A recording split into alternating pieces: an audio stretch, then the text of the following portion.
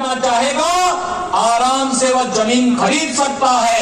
यह अधिकार भी आपको दिया है प्रधानमंत्री मोदी जी ने। आज जम्मू कश्मीर भारत के संविधान के अनुसार संचालित होने वाला एक भारत श्रेष्ठ भारत की तर्ज पर तेजी के साथ विकास के पथ पर अग्रसर हुआ है। और यही नहीं, पूर्वोत्तर के राज्यों में पहले मंत्री कभी कहीं यहां नहीं आते थे, केंद्रीय मंत्रियों के दर्शन नहीं होते थे।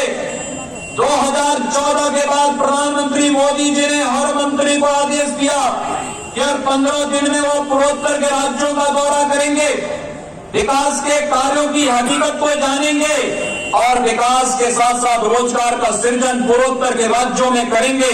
आज भाइयों बहनों, उसका परिणाम हम सबके सामने देखने को मिल रहा है। असम समेत पूर्वोत्तर का भारत तेजी के साथ विकास की प्रक्रिया के साथ जुड़ा है और एक भारत श्रेष्ठ भारत की इस परिकल्पना को साकार करने का कार्य कर रहा है।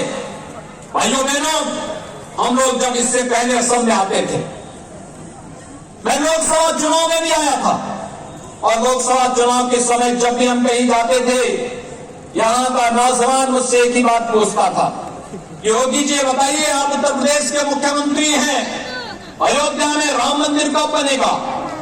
लोग मुझसे प्रश्न पूछते थे।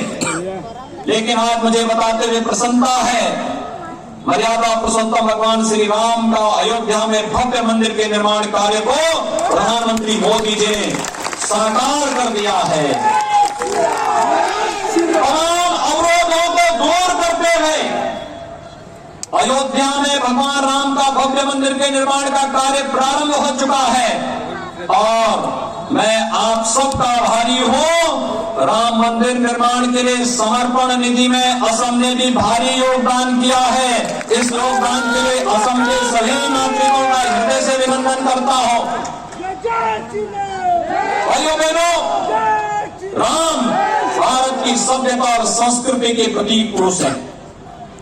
राम हमारी आस्था है।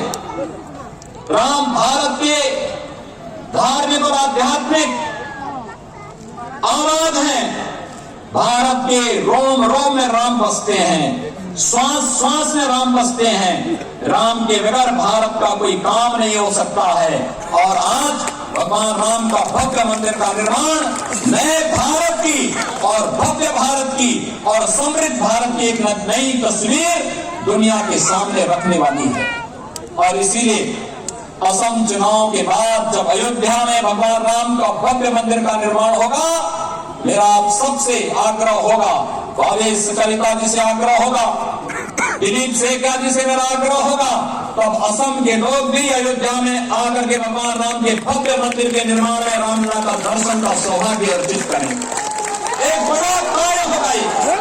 और भाइयों बहनों, ये वो अभियान है जो इस बात को बताता है हम विकास में भेदभाव नहीं करेंगे, हम किसी के साथ अन्याय नहीं करेंगे, लेकिन हम लोग गांव को, गरीब को, किसान को, नौजवान को, महिलाओं को विकास की मुख्य धारा के साथ भी जोड़ेंगे।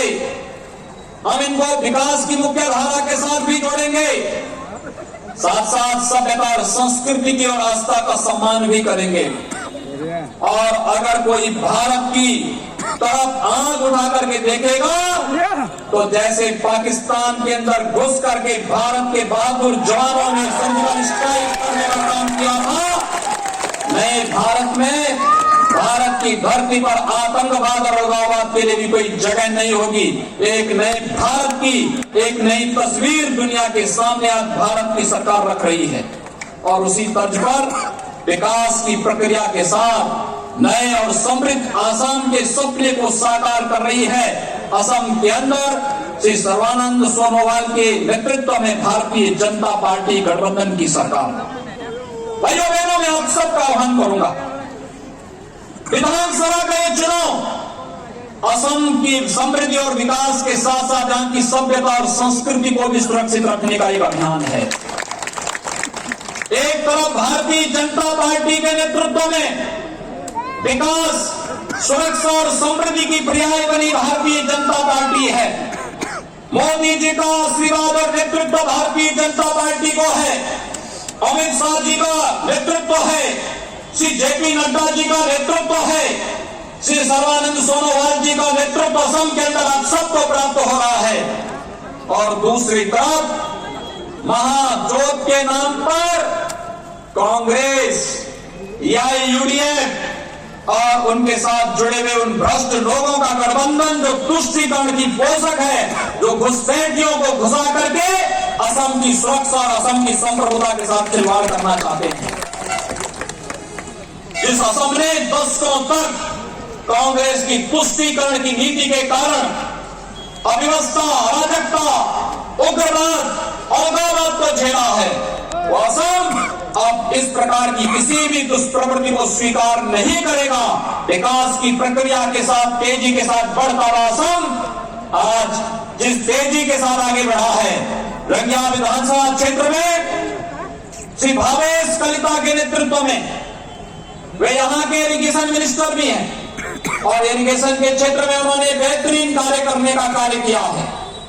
मैं विश्वास के साथ कह सकता हूं कि आज प्रधानमंत्री कृषि सिंचाई योजना या ड्रिप इरिगेशन के माध्यम से किसानों की आमदनी को कई गुना करने का जो अभियान है, इस पूरे अभियान के साथ जुड़ करके एक नए असम को समृद्ध असम के रूप में आगे बढ़ाने के लिए जिस तेजी के साथ भारतीय जनता पार्टी ने कार्य किया है और समृद्धि, सुरक्षा और शांति के पर्याय असम के लिए भारतीय जनता पार्टी को 5 वर्ष का अवसर एक बार फिर से आवश्यक है। और इसके लिए आज आप सबसे अपील करने के लिए आए हैं कि रंगिया विधानसभा क्षेत्र से श्री भावेश कलिता को भारी बहुमत से विजयी बनाने की अपील आप सबसे करते हुए आज के इस अवसर पर मैं एक बार फिर से आपका आह्वान करूंगा कि भारतीय जनता पार्टी को भारी बहुमत से विजयी बनाने की अपील करेंगे। यह अपील आप सबसे करते हुए आपका आह्वान करता हूं। एक बार दोनों हाथ उठा करके मेरे साथ बोलेंगे, दोनों हाथ उठाएंगे, जय जय श्री राम, जय जय श्री राम, जय जय श्री राम, जय श्री राम।